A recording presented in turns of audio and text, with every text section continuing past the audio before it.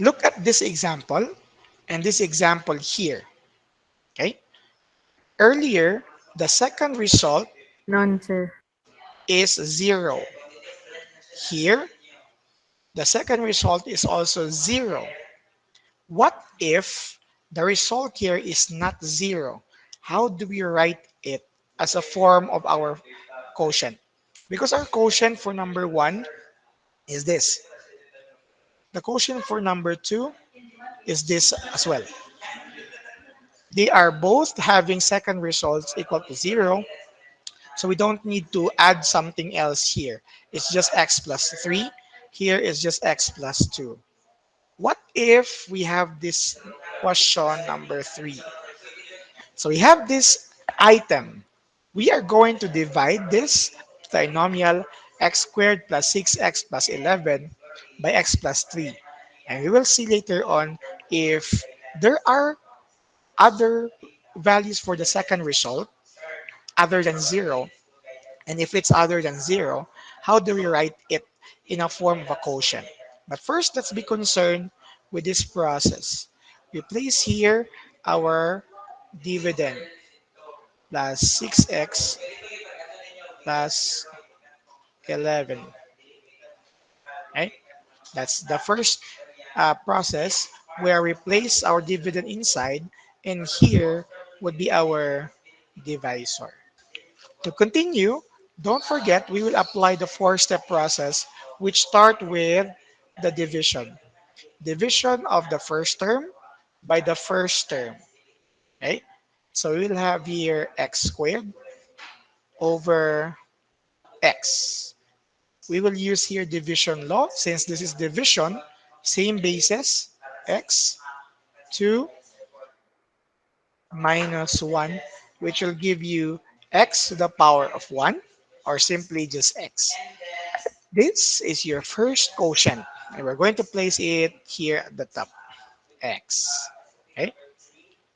This first quotient will then be multiplied to both terms inside. It may look too complicated here again. Let's place it here. We have x times x plus 3, just like this. So x, first quotient, times divisor x plus 3. We are going to use here the distributive property to determine the result. So we have the first pair, x times x, use plus a separator, x times 3. Okay? And then it will give you a result using multiplication law. Since this is under multiplication, you will have x 1 plus 1, or simply write it as x squared plus 3x. This can no longer be added since this is x squared and that's x, and this is already addition. And we are going to look only for likeness of terms under addition and subtraction. This is our first product. The first product will be placed here at the bottom. You'll have x squared plus 3x, just like this. So, when next process, subtraction. When we subtract, we are subtracting not just x squared, but the entire binomial. Writing it here, you'll have x squared plus 6x, then subtracted with the entire expression, x squared plus 3x. Yan. The next step is to remove the grouping symbol, but we need to be careful with that because this is just x squared plus 6x. But when we remove the grouping symbol, it will be distributed here and here. So the positive x squared becomes negative x squared. The positive will become minus 3x here. Okay, it will become minus 3x. And then we go to likeness of terms since we are now subtracting or adding. We don't manipulate the exponents. We just copy the like literal coefficients and operate the numbers. It's like this. X squared, x squared, 1 minus 1, that's 0. So we are left with 6 minus 3, which is 3x. Again, 6 minus 3, you have 3x. This is our first difference. And this first difference will be placed here at the bottom, 3x. To complete that, we are going to bring down the remaining term. We have plus 11. And same as last time, this is your first result, okay? Which is the coverage of this first set of operations. We are to duplicate this process to get the second result, and let's see later on if the second result is still 0 or not. Let's find out if it's really 0 or not. And if it's 0, whatever the result here will be the answer. If it's not, we need to do something about it. Okay? So let's try to duplicate the process. Second division process will involve this and these terms. So you have 3x over x.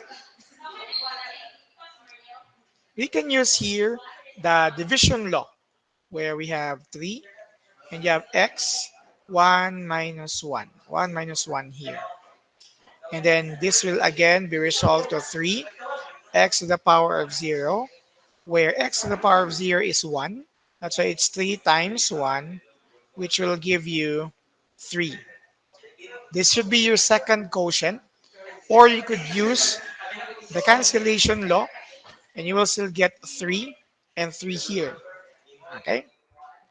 And after that, we are going to place this at the top as our second quotient, but it will be plus 3 since this is positive 3. If this is negative, so again, it's negative 3. This first second quotient, 3, will be multiplied with a divisor x plus 3. Okay? Using distributive property, you have this, and it will result so 3 times x plus 3 times 3 using distributive property. This first term will become 3x plus this will become 9. As you can see, your second product, as you place it here, okay, if we're going to place this here, this would become 3x plus 9. Again, this will become 3x plus 9. Looking into this, they are not the same. Unlike the first two examples, 2x minus 10, 2x minus 10. Second example, 3x minus 6, 3x minus 6. Both of their results are 0. But here, you have 3x plus 11, 3x plus 9. Obviously, the result will no longer be 0. But let's check into that further. When we subtract this, we are subtracting the entire expression. Subtraction. So you have 3x plus 11 minus 3x plus 9. When we remove the grouping symbol, you have 3x plus 11. When you remove the grouping symbol, distribute that sign, you have minus 3x, and you will have here minus 9. Okay? So minus 3x minus 9. Simplifying this, we have 3x minus 3x, you will have 0. But 11 minus 9 is not 0, it's 2. So your second result is 2. Again, the second result is 2. It's no longer 0. And since there are no other variables or terms rather that could be brought down, this is now the end of the process. The answers here at the top is still your quotient, but we need to understand that there is 2 here. Again, earlier they were zeros. This is also 0. So we don't need to place something here because it's 0 naman siya. But here, this is 2.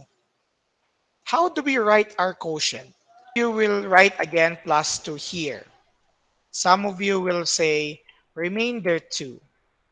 We used that during your elementary years, but right now we are going to write it differently. Let's look into this example. Okay. If I have 5 divided by 2, the result here in your elementary years is just like this. So you will have 2 and you will have minus 4, you will get 1. Your elementary years, you were told to say 2 remainder 1. But since we are now in algebra, the term r here may be considered as a variable, and it would be a difficult thing right now to continue so on and so forth.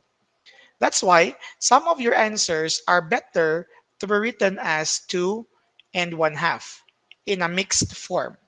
Well, we decided this to be written as 5 halves before, just like that. But we could also write is here at 2 and 1 half. This 2 and 1 half, for everybody, this is your quotient. Okay? This is your quotient here. Okay? This 1 is your remainder here. And this 2 is your divisor. That's why you have 2 and 1 half. Again, 2 and 1 half. The 2 is your quotient. The numerator 1 is your remainder. And your denominator 2 is your divisor. In short, we can write this as a matter of this expression here. This is our quotient. Then we have a fractional form where remainder is here. So we could write this in this form. Your remainder 2, okay, just like that. And then your divisor rather here, which is 2. In short, this is how we write this. Your divisor is x plus 3. It looks a little bit complicated, but it follows the standard here. Okay, we have the quotient 2. This is your remainder 1. And the divisor here is 2. Similar here, that's your quotient x plus 3. Your remainder 2 is here. And your divisor is here. Now, since this is a constant, and this is another expression, the thing that we used before, we always separate it by a plus sign. In short, this is our entire result. The quotient when dividing x squared plus 6x plus 11 by x plus 3 is x plus 3, your results, original results, to be divided to be added by 2 divided by the remainder x plus 3. So this is how we do it if we have a remainder. Okay? This is how we answer it if we have a remainder of 2. So say for another example, let's say the remainder is 5, and that's the same quotient. So your answer should be x, again, same quotient, x plus 3, x plus 3, this is your remainder 5, plus 5 over your divisor, which is x plus 3. What if our remainder is negative 1? So this is x plus 3, and we will use here plus negative 1 over x plus 3. just like that. Or you could write x plus 3, automatically use the sign minus 1 over x plus 3. This is how it looks like if you have a remainder which is not 0. Please do not be confused by the x plus 3 with this and the x plus 3 here in the denominator, because this x plus 3, the larger one, is your quotient. And then your x plus 3 here as denominator is your divisor. So this is how we write it if and only if there is a remainder. If the remainder earlier was 0, yes, you could still try that. 0 over x minus 2, but 0 over any expression is just 0 itself. So you don't need to write that because the remainder is first and foremost 0.